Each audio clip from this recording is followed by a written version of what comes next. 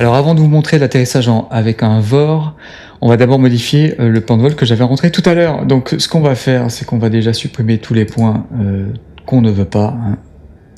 Celui-là, remove a point, remove a point, remove a point. Celui-là on supprime, et celui-là on supprime. Voilà, on a une route en direct. Alors l'atterrissage en VOR, pourquoi on fait un atterrissage en VOR? Parce qu'ici on voit qu'on a un VOR.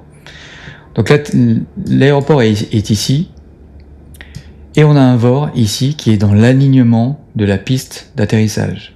C'est évidemment fait exprès pour qu'on puisse utiliser le VOR pour venir s'aligner et atterrir. Il y a des aéroports qui ont des VOR directement sur l'aéroport. Alors, vous voyez sur l'aéroport de Rouen, il y a aussi un VOR dans l'alignement. Mais après, il y a des aéroports qui ont aussi des VOR directement sur eux. J'imagine que Orly, voilà. Orly, non, c'est pas Orly, ça, je sais pas lequel c'est. Toussus-le-Noble, qui est un aéroport qui est en banlieue parisienne. Le VOR est directement sur l'aéroport, dans ce cas-là. Mais au final, ça revient au même. On utilise le VOR pour s'aligner et atterrir. Donc, ce qu'on va faire, c'est qu'on va rajouter le VOR dans notre plan de vol. On va déjà faire ça. Après L-Box, voilà. Voilà, et ce qu'on va surtout faire, c'est qu'on va regarder les charts de l'aéroport ici. On atterrit sur la 30 de l'aéroport. Sur la 30, on a en arrival, on a en approche, je crois que c'est l'approche. Sur la 30, on a plusieurs types d'approches. ILS-Y ou LOC-Y, ILX-Z ou LOC-Z, RNP et VOR. Alors quelle est la différence? Très rapidement, ILS, ça utilise une balise qui est au sol, qui envoie des indications à l'avion pour le plan de descente d'atterrissage. Pourquoi le Y et le Z? Parce qu'il y a deux types de plans. En général, il faut prendre le Y, sauf si il y a des cas particuliers qui font qu'on utilise le Z, mais en général, on prend la première, le Y. RNP, c'est un plan de descente utilisé par le GPS. Donc dans ce cas-là, on rentre ici, dans le Garmin, sur l'aéroport d'arrivée, on rentre une approche avec URNP sur la 30, et comme ça le GPS va récupérer les informations du plan de descente et va atterrir. Et on a le VOR, qui est le VOR tout simplement, c'est un VOR qu'on va utiliser pour atterrir. Donc en cliquant ici, on affiche les charts du VOR. Donc ici on a l'aéroport, on va zoomer un peu comme ça, tac. Ici, on a l'aéroport de Deauville. Ici, on a notre VOR, ici, de Deauville-Normandie, 110.2. Alors, je vous avoue, je n'ai pas une maîtrise incroyable des charts non plus. MISAP, je sais pas ce que ça veut dire. Mais en tout cas, on voit qu'on a des points avant. Et ce qui est important, c'est surtout ce plan de descente-là. Ici, c'est l'aéroport. On a le point de descente. Ce qui est important, c'est l'altitude ici, à 3000. On arrive ici au point IF et F. IF, c'est le fixe, qui est ici. Et le IF, je ne me rappelle plus. Et notre VOR, il est ici, à DVL. Il est ici. DVL. DVL ici. Et on doit être, donc, arrivé au point F, ici, on va descendre vers notre aéroport. Est-ce qu'il marque? Oui, il marque ici le plan de descente de 3 degrés. Donc c'est ce que je vous ai dit tout à l'heure du plan de descente de 3 degrés. À partir d'ici, plan de descente à 3 degrés. On doit passer ici à DVL à 2610 pieds. Et ici, on a tout le détail du plan de descente. À 2 nautiques de l'aéroport, on va faire à l'inverse. À 8 nautiques de l'aéroport, on est à 3000 pieds. On a les distances ici. Vous voyez qu'à 8 nautiques, on est à peu près, normalement 5, 6, 7, 8. À 8, on est là, on est toujours à 3000 pieds, effectivement. À 6 nautiques, on est à 2380. À 5, à 2060. À 4, à 1740. Bref, vous avez toutes les altitudes. Vous pouvez suivre votre descente et vous assurer que vous êtes toujours sur le bon plan. Parce que là, il va y avoir rien d'automatique. Hein. On va utiliser le VOR pour s'aligner, mais par contre, la descente, on va devoir la régler tout seul. Donc on fait une descente en utilisant DVL, très bien, en déparant à 3000 pieds. Si jamais on arrive ici et qu'on n'est pas à la bonne altitude, peut-être que c'est ça qui est indiqué là, on peut faire une boucle ici pour descendre en altitude et revenir là. Donc, sur notre plan, ici, on voit que ces points-là sont importants. Sur la chart VOR 30, c'est lequel? C'est le D8 DV et D11 DV. On va venir s'aligner ici, hein. C'est ce qu'on nous indique ici, c'est vraiment, il faut arriver par l'IF, D11 DV. Donc D11 DV, ça va être celui-là, le 11 DV. Donc ça va être plutôt celui d'en bas. 11 DV, high to flight plan, after L-box. Voilà. Donc voilà, là on a un plan vraiment IFR avec une arrivée avec le VOR. Ben voilà, là on est bon. Important ici de faire flight plan with ATC send route to avionics pour envoyer les modifications à l'avionics et on est bon. À d'approche, est-ce qu'on avait pu mettre une approche ici? On aurait pu mettre l'approche en VOR Y. On va voir qu'est-ce qu'il nous affiche en VOR Y. Vous voyez, il nous affiche la trajectoire d'attente si on en a besoin et le plan de descente vers l'aéroport. Et il nous fait faire quoi? Une boucle. Si jamais on rate, ouais, c'est ça. Si jamais on rate l'atterrissage, on fait un go around et le principe c'est de repartir en arrière, de revenir vers le VOR et de refaire une boucle. On va pas le prendre, surtout que je sais pas si c'est pris en compte par si le VOR il devrait fonctionner en fait en direct ou à partir de DODIM. Écoutez, on va changer la procédure, on va utiliser le VOR, du coup on va pouvoir enlever nos points ici. Remove waypoint. On revient vers le plan et donc on a notre arrivée vers DODIM et notre plan de descente, voilà. Très bien. Et on va tester les avioniques. Alors cette fois-ci je suis à 6000 pieds et je vais faire une arrivée en VOR. Donc on a tout rentré dans l'ordinateur de bord, donc en fait on pourrait simplement lui demander de suivre bêtement la trajectoire en mode nav, je suis en mode nav, un GPS, et il va tout me faire. Je vais vous montrer quand même comment on utilise le VOR et en rentrant les fréquences du VOR pour pouvoir s'aligner avec le VOR. Mais il faut aussi qu'on gère manuellement la descente. Donc on a vu qu'il fallait qu'on descende ici. Dans les charts, il fallait qu'on soit à 3000 pieds à 11 dV ici. Donc on va dire qu'à 2 dim, il faut qu'on soit à 3000 pieds pour se donner un peu de marge. Donc à partir de quel moment on va devoir descendre? Donc comme je vous ai dit tout à l'heure, la formule est assez simple. Je suis à 6000 pieds, je dois descendre à 3000, donc je vais descendre de 3000 pieds. Donc 6000 moins 3000, 3000. On divise par 1000, ça fait 3. On multiplie par 3.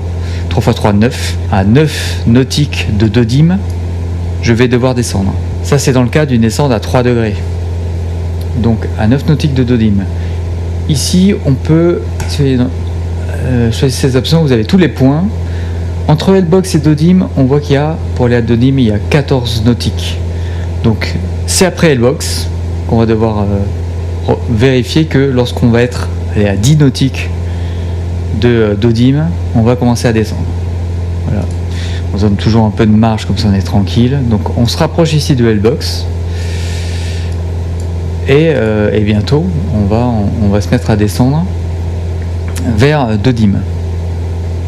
Et on va, alors vous avez, je vous ai pas indiqué tout à l'heure, mais vous avez ici les distances par rapport au prochain point.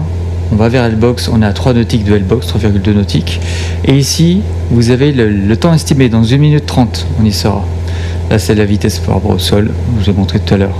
On va aussi en profiter pour régler la fréquence du VOR. Faisons ça. Pour ça, on va dans les propriétés de... non, on fait pas ça du tout.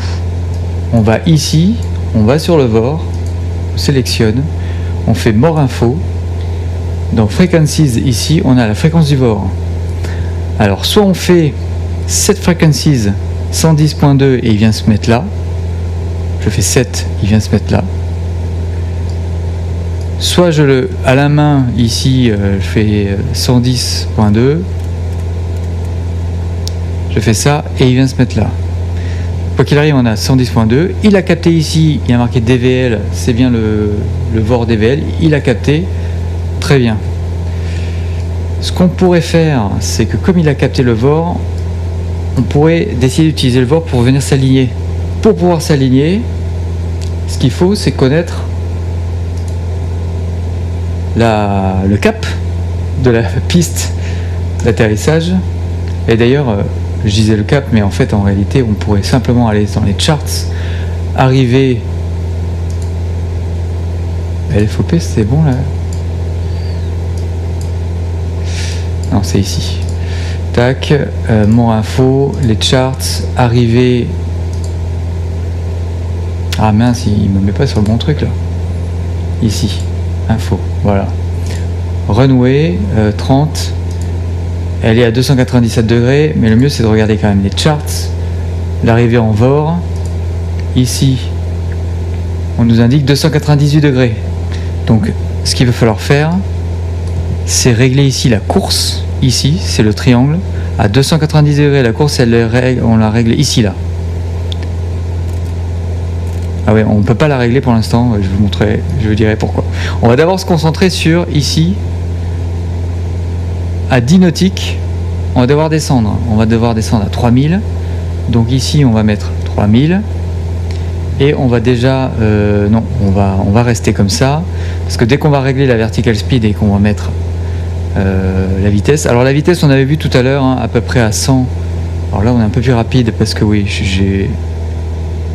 je suis en cruise bien speed.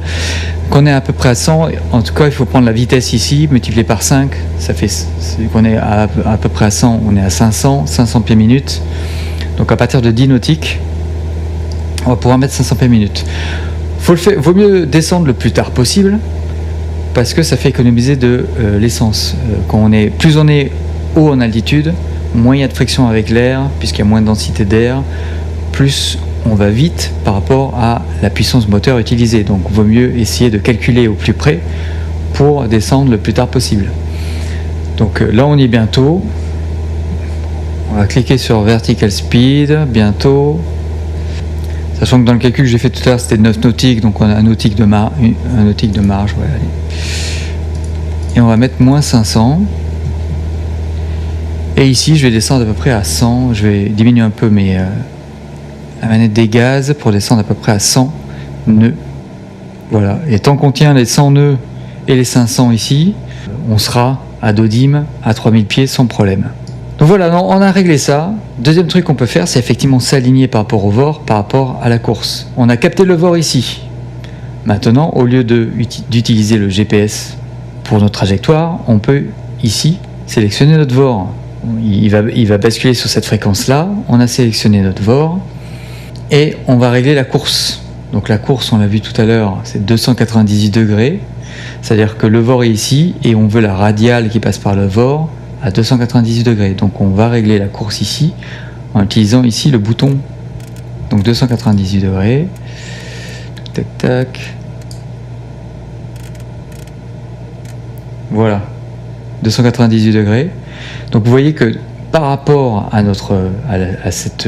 la radiale du VOR 290 degrés, on est déjà, elle est plus, elle part sur la droite, évidemment, elle est comme ça. Hein. C'est logique.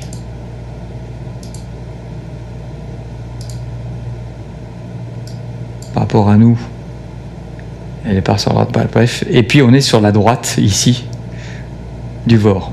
Donc ce qu'on pourrait faire ici, parce que vous voyez quand j'ai changé ici le CDI, il est passé en roll, c'est-à-dire qu'il prend le heading qu'on avait jusqu'à présent et il ne le touche pas. Mais maintenant, moi je veux qu'il utilise le VOR 1. Donc je repasse en nav. Et vous voyez que là, il a activé le VOR, mais il n'est pas encore passé en VOR. Pourquoi ? Parce qu'on est trop loin du VOR. Donc ce qu'on peut faire, c'est passer en heading. Mince, mon heading il était mal réglé, donc il se met à tourner à droite. Pas très grave, on va le refaire tourner à gauche. Donc on n'était pas obligé de passer en heading, hein. On aurait pu garder notre direction puisque on allait droit. On allait droit vers on allait couper la radiale, hein, du VOR. Mais c'est pour vous montrer qu'on peut passer en heading, se rapprocher un peu plus vite du VOR si on le souhaite. Et puis quand on sera assez près du VOR, il va activer le VOR tout seul.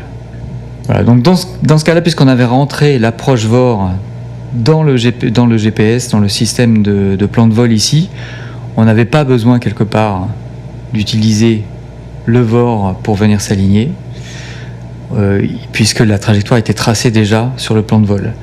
Et si jamais vous n'avez pas de plan de vol, vous volez en VFR et vous voulez atterrir en utilisant un VOR, c'est comme ça qu'il faut faire, rentrer la fréquence, rentrer la course, se rapprocher de la radiale du VOR en heading et puis activer le VOR ici, il va passer automatiquement sur le VOR. Donc là on s'éloigne, la trajectoire GPS, vous voyez, elle est indiquée là.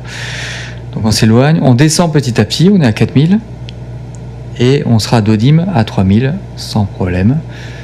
On a un peu perdu de vitesse, 92. On va accélérer un peu. Et je vais préparer ici je vais afficher mon arrivée en VOR parce que ce qui va être important, c'est de regarder ici la descente.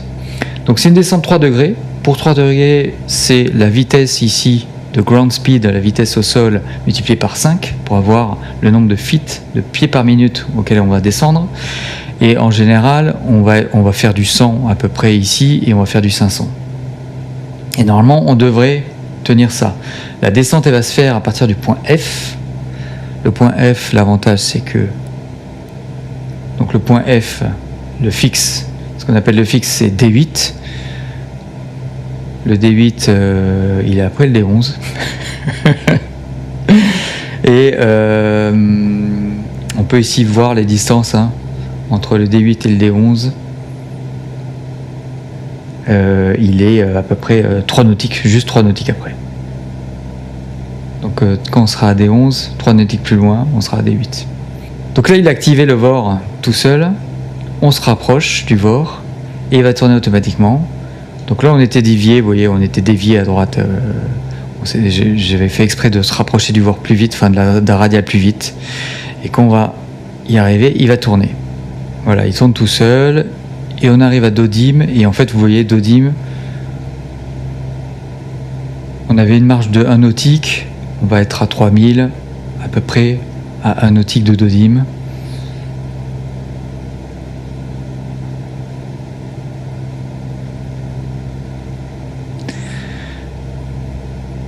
Donc on est sur notre radiale du VOR qui va nous amener droit direct vers la piste d'atterrissage. Voilà, on arrive, vous voyez, le calcul il est nickel chrome, on arrive à 3000, on a 1 nautique de Dodim. On remet les gaz parce que on descend plus. Si on remet pas les gaz, il va perdre de la vitesse.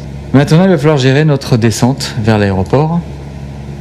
Donc, on est à Dodim. Alors, ce qui est bien sur vous voyez, sur le FB ici, c'est qu'on a la position de notre avion qui avance.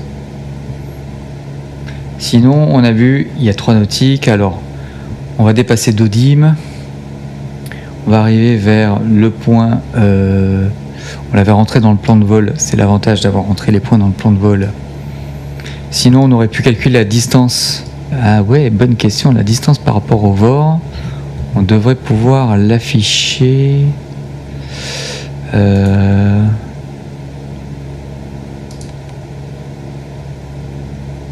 Ah oui, là on peut afficher 1D1, 298, ok, très bien. Le win affiché.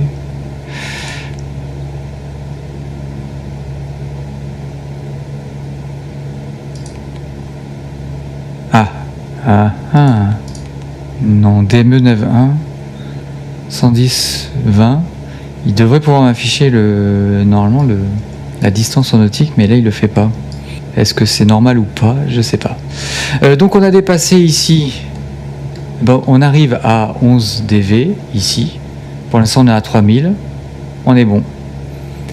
Et il va falloir descendre ici à D8. D8 il n'est pas marqué sur mon plan. Ici là. Ah si, il est là, D8.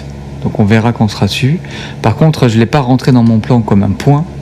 Donc d'ici on va direct sur... Ah bah si, D8 FAF. Ah oui, c'est parce que j'ai rentré l'approche ici VOR. Il me l'a automatiquement rentré dans le plan de vol avec tous les points. Ok, très bien. Donc du coup on sait exactement quand est-ce qu'on va devoir descendre. Sinon, on aurait eu notre distance. Si dans notre plan de vol, on avait mis notre VOR. Mais normalement, c'est ça qui est bizarre. Je devrais pouvoir afficher... on aurait pu avoir la distance ici par rapport au VOR.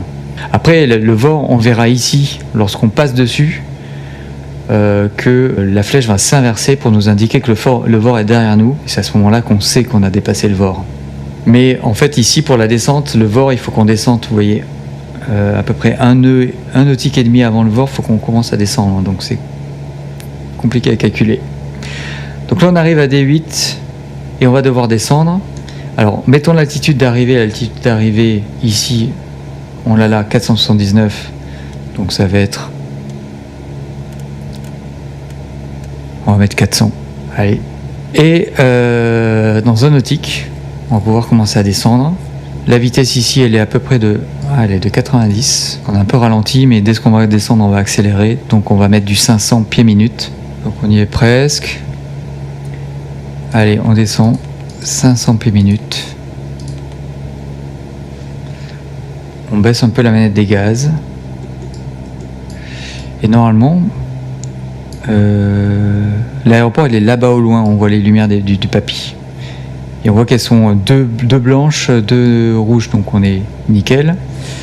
Et là on peut checker, vérifier si la descente se passe bien, parce que arrivé à DVL, donc on arrive à DVL, on devrait être à 2610.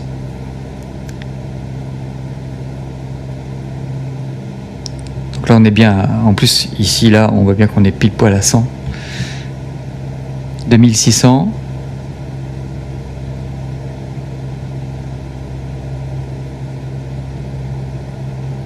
Voilà, 2600, on y arrive à quasiment. On continue sur notre point suivant. Donc là, vraiment, on est vraiment en nav par rapport au VOR. On ne suit pas du tout ici le plan de vol GPS. On est purement en nav avec le VOR et on gère la descente avec l'autopilote en vertical speed. Arrivé, donc là, on a des distances par rapport à 7 dV. Ah oui, 7 dV, c'est l'arrivée. Donc a priori, par rapport à 7 dV, donc on est à 5 nautiques. Un 5 nautique, on devrait être à 2060. On est un peu au-dessus, mais je pense que 7 dV, il est un peu avant en fait. C'est pas la piste. C'est pas la piste. C'est ici, le 7 dV. Il est à 0,7 à 0,7 nautique. Ok, d'accord. Donc il faudrait rajouter 0,7 à la valeur là. Donc quand on est à 4, on doit être à ça. Donc 4 moins 0,7, 4 nautiques, donc ça fait 4 plus 0,7, 4,7. Non, 4.07.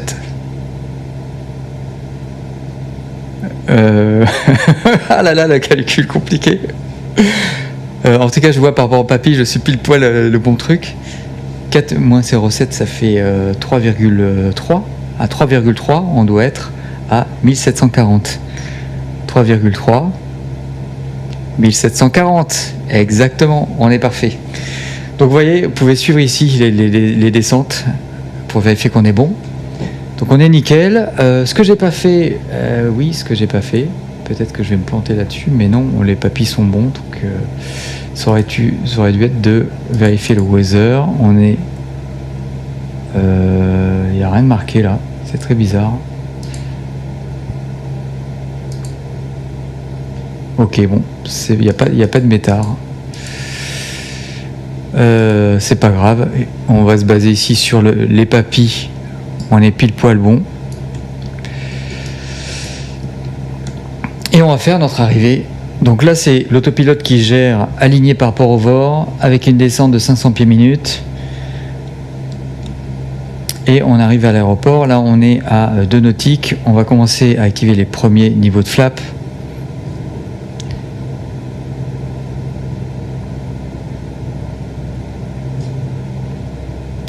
On va un peu ralentir, hein.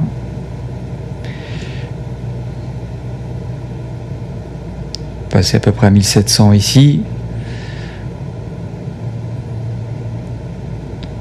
Donc c'est une arrivée qui se fait à l'autopilote. Donc dans ce cas-là, pas du tout en GPS, en s'alignant par rapport au VOR et en mettant un plan une vertical speed qui est à la bonne distance. On ralentit un peu pour être dans le blanc ici pour pouvoir activer les deuxièmes niveaux de flap. On pourrait atterrir en deuxième niveau de flap. Ce qui est conseillé, c'est d'atterrir plutôt en 3, en niveau de flap 30 degrés. Normalement, à 200, il faudrait regarder les charts, mais il y a une altitude à laquelle go around 880. Ouais, à 880. Donc là, je vais enlever l'autopilote. À 880 d'altitude, on décide si on voit la piste ou pas et si on fait un go-around. Et à, je sais pas, à 200-300 pieds de l'aéroport, un peu comme vous le sentez, vous enlevez l'autopilote. Parce que vous voyez, c'est pas une approche et une arrivée en VOR comme ça qui est la plus précise. Puisque c'est basé sur des calculs à peu près approximatifs de descente, mais qui fonctionnent quand même plutôt bien. Voilà, là on a fait un bel atterrissage.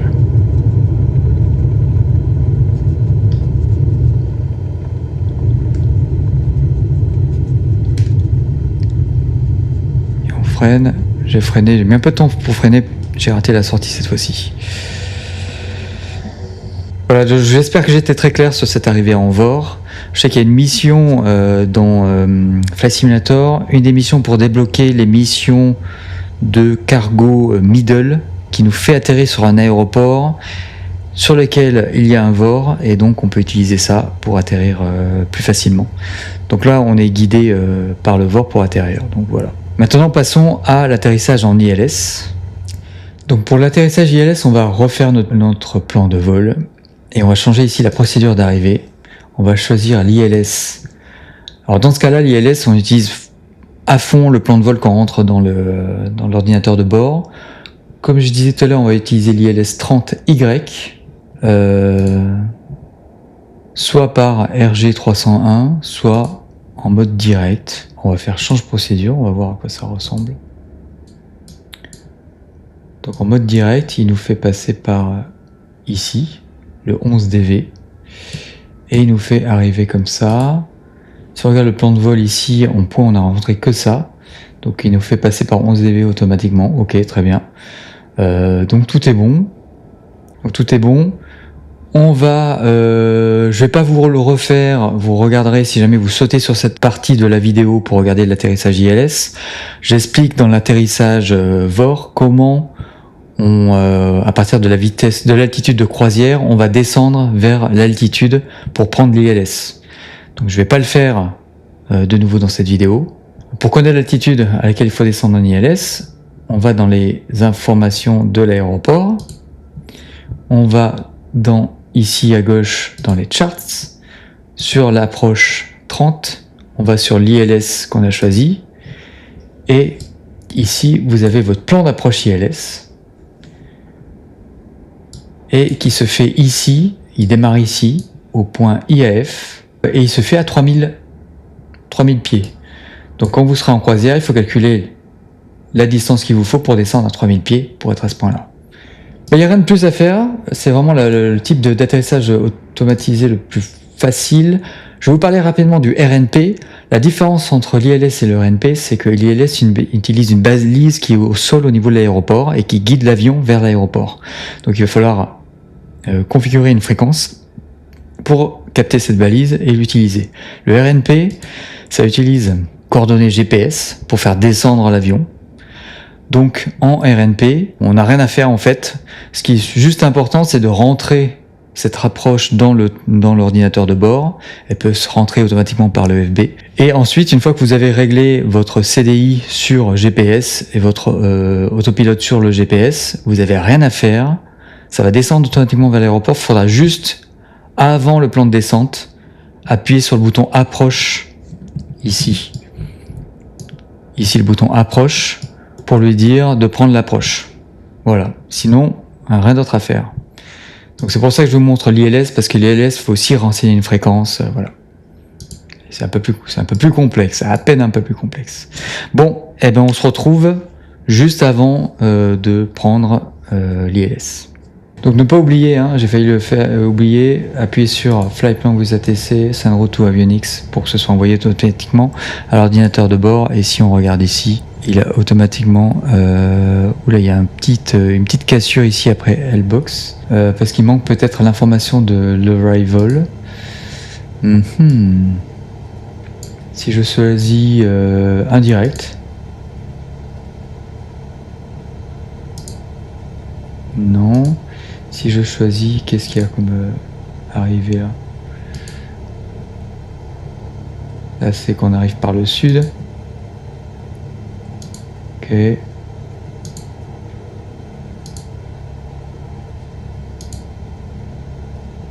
Ok. Sans louche, ces arrivées. Pas ça du tout. L'arrivée de Rouen, mais non, mais je sais pas. Ça, c'est quand même bizarre, ça. Transition.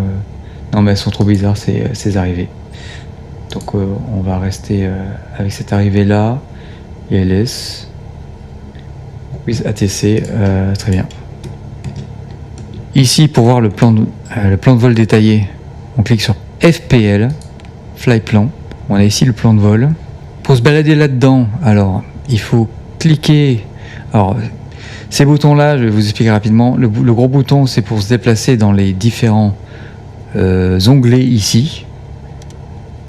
Il y a Map, Waypoint, Auxiliaire, FPL, plan de vol et Nearest. FPL, plan de vol, c'est le plan de vol. Par défaut, il y a le plan de vol actif, on ne peut pas le changer ici. Ici, c'est pour se balader dans les options ici, mais il n'y en a qu'une qui est possible. L'autre est grisée. Et ensuite, pour se balader là-dedans, il faut cliquer ici droit. Je vous explique au début de la vidéo comment configurer la souris pour ça. Et ensuite, on peut se balader là-dedans. On peut se balader avec la grosse pour se balader comme ça. Et donc, là, c'est l'arrivée.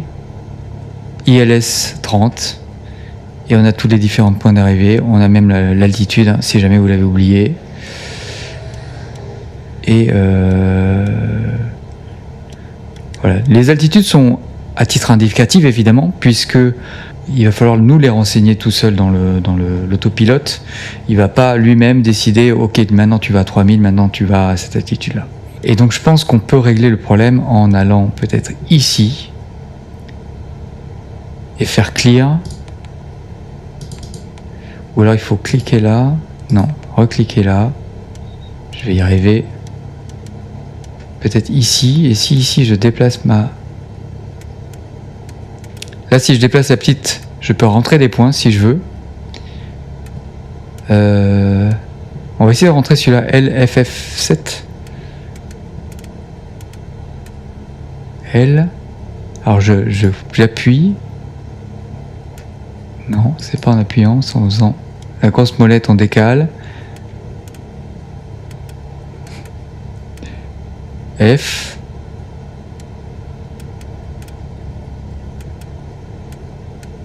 F, tac, 7.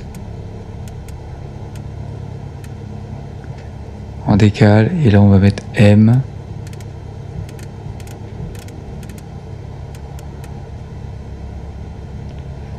Et si je fais entrer,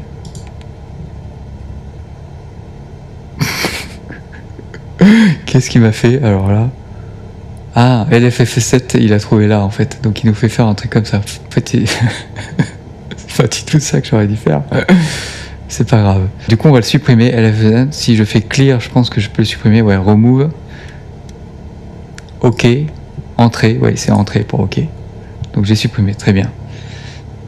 Ou alors on peut aller directement vers RG. Il faut juste vérifier ici sur les charts. L'arrivée ILS. Normalement, l'arrivée, elle se fait ici. RG301. Donc RG301. Donc le mieux, c'est de rentrer RG301, en fait, tout simplement. Ici, rajouter un point. Donc je vais faire clavier RG 301.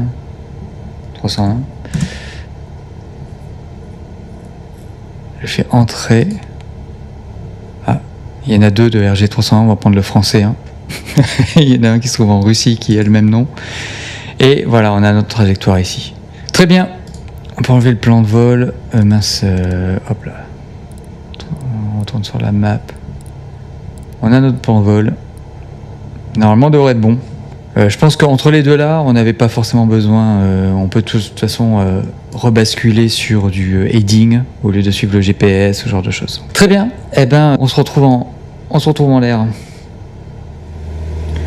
Donc on se retrouve en croisière. Très rapidement, je vais revenir sur les charts. Ici, vous avez le plan de coupe de la descente. Donc à partir du point P, on va descendre, donc du point D8, on va descendre à 3 degrés avec un cap de 297 degrés. On a ici, comme tout à l'heure, les descentes, les valeurs de descente, juste pour vérifier que on descend correctement.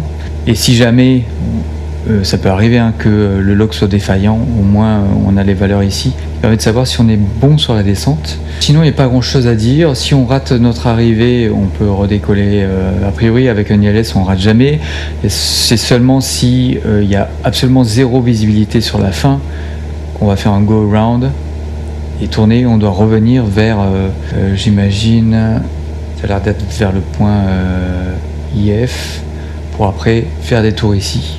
Faire des tours à 3000 pieds à 185 nœuds, j'imagine maximum, parce que de toute façon nous avec notre avion on n'ira jamais à cette vitesse là. Ici pareil, vous avez des contraintes d'altitude, hein. Ici il faut qu'on soit au-dessus de 3000, à 3000 ou au-dessus.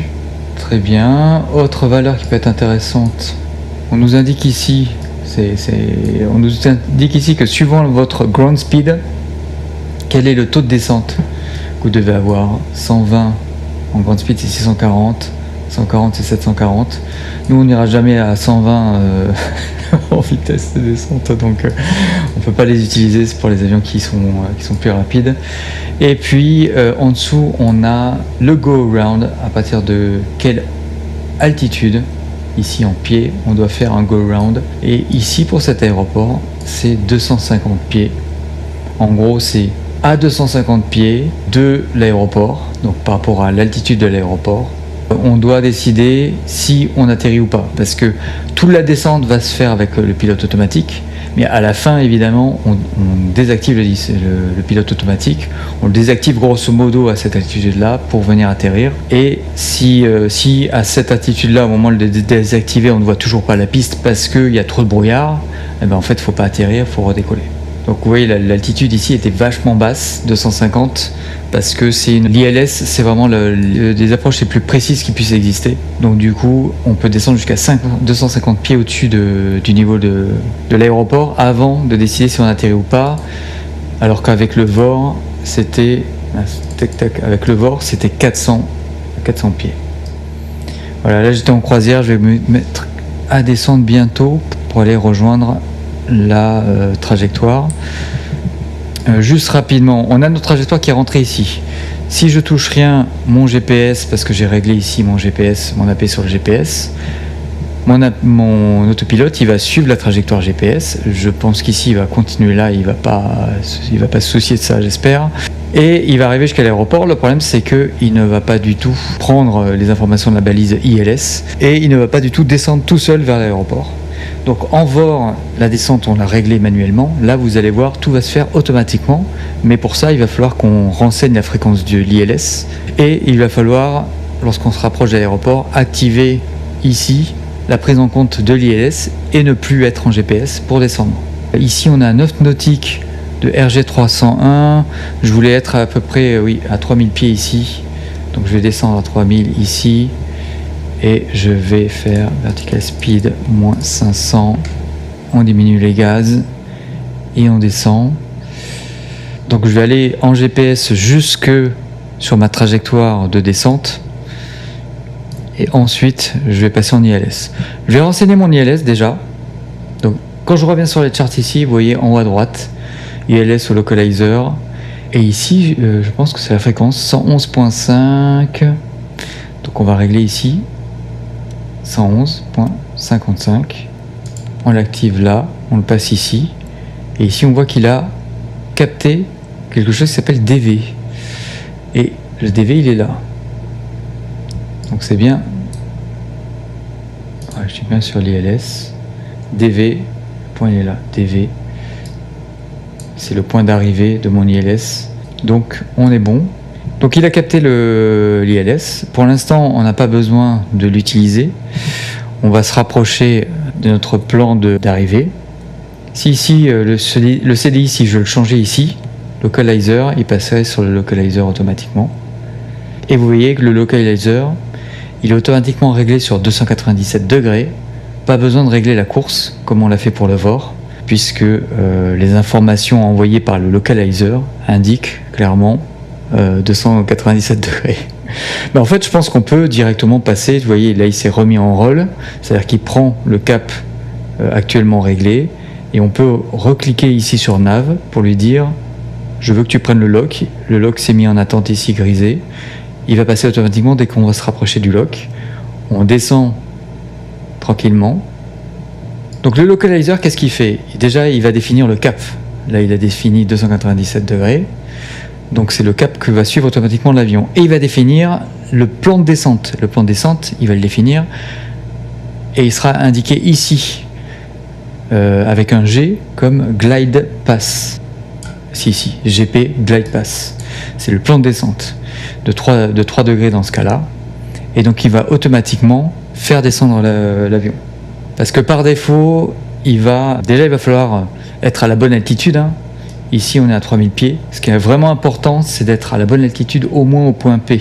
Si jamais vous êtes en retard au point IF, c'est pas très grave. Au point P, il faut être à tout prix à 3000 pieds. Si vous êtes au-dessus ou en dessous, il ne pourra pas prendre automatiquement le glide pass. Vous voyez le glide pass, il y a une sorte de petit triangle ici. Si vous êtes légèrement au-dessus ou en dessous, ça va fonctionner. Si vous êtes trop en dessous ou trop au-dessus, il ne va pas pouvoir prendre le glide pass. Et donc, il va falloir manuellement venir récupérer le glide pass. Si vous regardez ma dernière vidéo sur l'A320, je suis trop haut par rapport au glide pass et du coup, je réaccélère ma descente pour aller récupérer le glide pass pour l'atterrissage. Là, on descend donc à 3800 encore. On va un peu accélérer hein, parce que on va se mettre à 2000 tours minute. Très bien. Je crois que j'ai à peu près tout expliqué. Là, qu'il va récupérer le lock, il va récupérer la course, mais le glide pass, il va le suivre que si on aura appuyé sur le bouton approche ici. Si on n'appuie pas sur le bouton approche, si on oublie d'appuyer sur le bouton approche, il ne va pas prendre le glide pass. Donc ne pas oublier d'appuyer sur le bouton approche. On peut appuyer dessus assez longtemps à l'avance. Par contre, je ne sais plus si ça indique quelque chose ici ou on va voir. Donc là, il est en train de tourner et il vient s'aligner par rapport au localizer. Moi, j'arrive à peu près à 3200. On arrive à 3000 pieds. Voilà, il tourne et il s'aligne parfaitement.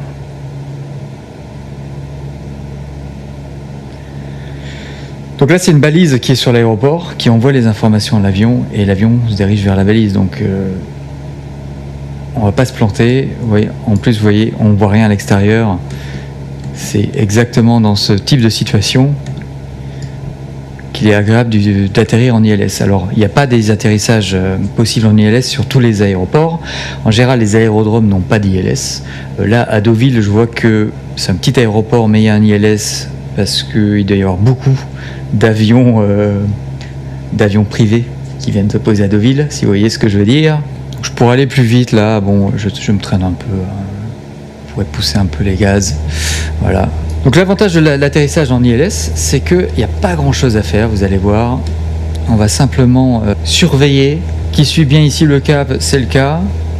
Alors on est à 295 et pas 297 parce qu'il y a du vent qui vient vers la gauche, donc l'avion il vise un petit peu à droite de 297 pour suivre, pour aller à au bon endroit. Et ce qu'on va vérifier maintenant ici, c'est le glide pass.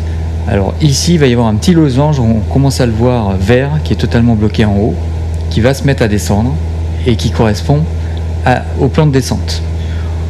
On peut s'amuser à le suivre manuellement en mettant une vertical speed et up-down pour manuellement suivre le point qui va descendre, mais on va le faire automatiquement en appuyant sur approche et ça va descendre automatiquement. Donc là, autopilote, il est sur le lock, il est sur l'altitude 3000 pieds.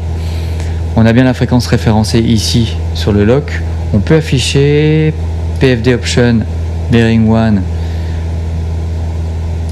On peut afficher ici des indicateurs supplémentaires. Là, c'est par rapport au GPS. Ouais. Bon, en tout cas, ça indique qu'on va vers. On est en nav, oui, la nav 1 ici.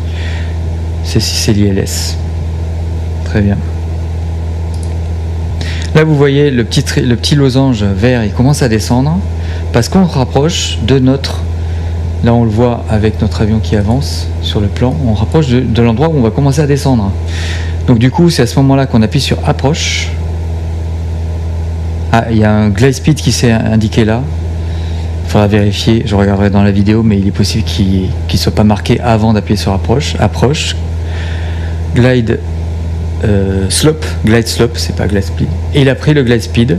Donc, ça veut dire qu'ici, vous allez voir, sans rien faire d'autre, il va automatiquement descendre vers l'aéroport. Donc il n'y a pas besoin de régler de vitesse verticale, quoi que ce soit. Il descend vers l'aéroport tout seul. Là, il faut juste gérer dans cet avion la manette des gaz. Vous voyez que si on garde une manette des gaz élevée, il va automatiquement accélérer en descente. Puisqu'on descend, il accélère tout seul. Donc on va vers l'aéroport. On ne le voit pas, mais on se dirige vers l'aéroport. À une certaine distance de l'aéroport, et là c'est pareil, on devrait pouvoir voir la distance de l'aéroport. Là c'est pour les ADF, on peut aussi utiliser les ADF DME, j'ai fait un tuto dessus pour les utiliser. Ouais, là c'est bon, là il m'affiche bien nav 1 c'est cette fréquence là, 111.55, et la distance à 6 nautiques. Voilà. C'est comme ça qu'on affiche la distance asynotique. Donc sur Envor, on n'a pas l'indication de distance. C'est bizarre, normalement on devrait quand même l'avoir. L'aéroport, il est là. On a bien les deux lumières blanches et rouges, donc heureusement, hein, il suit pile poil le plan de descente. Là, il descend et il suit le plan de descente. On voit le losange, il reste ici. Si jamais il était trop bas, ça veut dire qu'on est trop haut par rapport au plan de descente. Et on est à 55 nautiques de notre arrivée.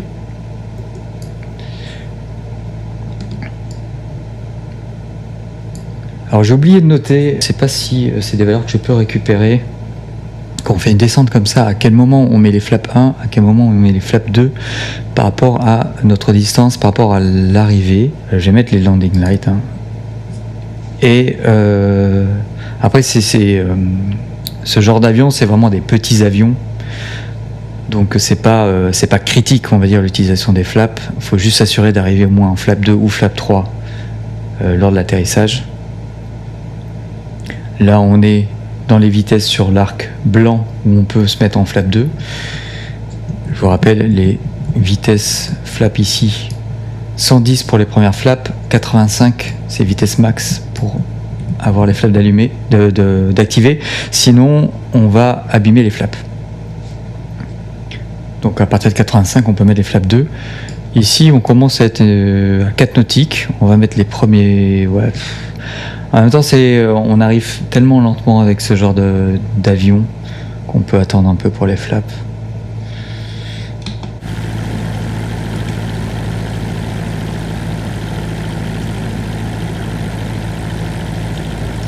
Voilà, c'est tellement automatique qu'on peut regarder le paysage. Voilà, profiter. Le pont de Normandie là-bas. Petite route circulaire ici. On va mettre les premiers flaps. Tac.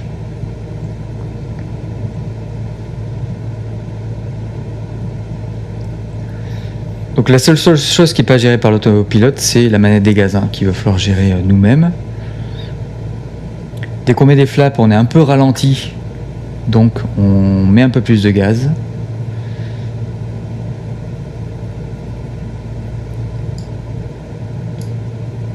Et donc arrivé normalement à, on a vu, à 250 pieds par rapport à l'altitude d'arrivée. L'altitude d'arrivée, c'est 500, je crois que 479. Donc 4, 5, 6, 600, 630. À 630 ici, c'est à ce moment-là qu'on est censé décider si on atterrit ou pas. Vous voyez, on est vraiment très proche lorsqu'on va être à 630. Deuxième niveau de flap. Et c'est à peu près à ce moment-là qu'on va aussi enlever l'autopilote. À 630 pieds. Donc vraiment, alors on peut l'enlever à peu près maintenant. Et on peut le garder assez longtemps. Troisième niveau de flap. Vous voyez, avec les flaps, on est tellement ralenti qu'on perd la slope. Il va la récupérer automatiquement. Voilà, on remet un peu de gaz parce que on est vachement ralenti par les flaps. Pour atterrir vers 60-70.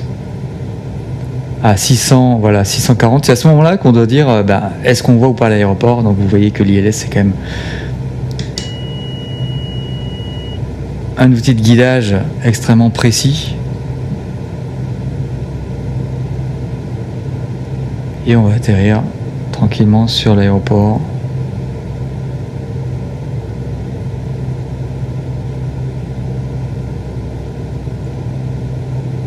Je coupe les gaz. Ah. Hop là, voilà.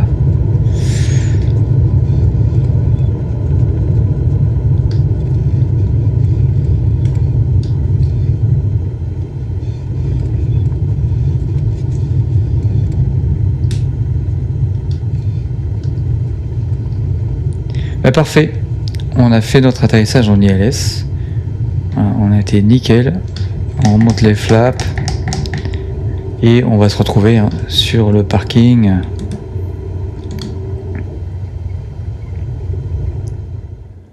Voilà, donc je vous ai montré un vol VFR complet avec aide de l'autopilote pour que sur certaines parties du vol, on ne soit pas en VFR complet. Je vous ai montré une arrivée en utilisant un VOR.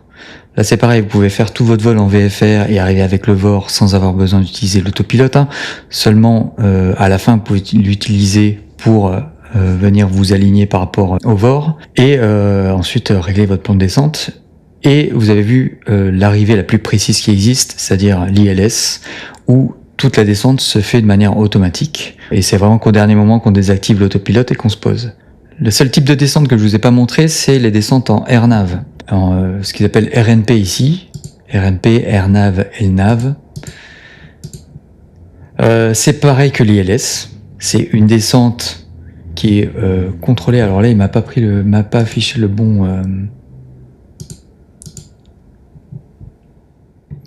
Bon, il a total bugué, il m'affiche plus les charts, mais c'est exactement comme l'ILS, il y a un plan d'approche, il y a une glide slope, et la seule différence, c'est que c'est le GPS qui va guider l'avion, et donc les satellites, et non pas une balise qui est posée au sol et qui envoie des informations à l'avion. Donc la seule chose qu'il faut faire, c'est que faut rentrer les informations de ce type d'approche dans le plan de vol du Garmin pour qu'il sache que l'approche elle va se faire en GPS. Et en fait, vous restez réglé en GPS et vous arrivez au moment de l'approche. Au moment de la descente, vous allez avoir marqué les mêmes indications avec le petit losange vert pour le glide slope. Et pour la prendre, il faudra juste appuyer sur approche pour s'assurer que l'avion le prenne avec le GPS. Donc c'est globalement extrêmement proche que l'ILS. C'est un peu moins précis, même si maintenant, avec les satellites qu'on a, ça devient tellement précis que ils évitent maintenant d'installer trop de balises ILS sur les aéroports et qu'il y a de plus en plus d'arrivées plutôt en GPS. Allez, on va descendre de l'avion. Hop là. Voilà. Donc le Cessna 172, c'est vraiment un super avion pour apprendre à piloter. Il y a tous les concepts de base du pilotage, entre la gestion de la manette des gaz, la mixture, Avec en plus le G1000, on peut gérer l'autopilote, les différents types d'arrivée, le décollage, les différents types de montée aussi, en vertical speed ou alors en FLC. Une fois que vous avez vraiment bien maîtrisé ça, le reste, quand vous allez passer d'un avion à l'autre, vous allez retrouver exactement les mêmes concepts. C'est juste que les ordinateurs de bord sont un peu différents, mais sinon vous allez retrouver exactement les mêmes concepts. Donc j'espère que cette vidéo aura été claire. N'hésitez pas à poser des questions si jamais vous en avez. Et je vous souhaite bon vol sur ce brave Cessna 172 que vous allez beaucoup piloter au début de votre carrière dans le jeu. À bientôt, bon vol!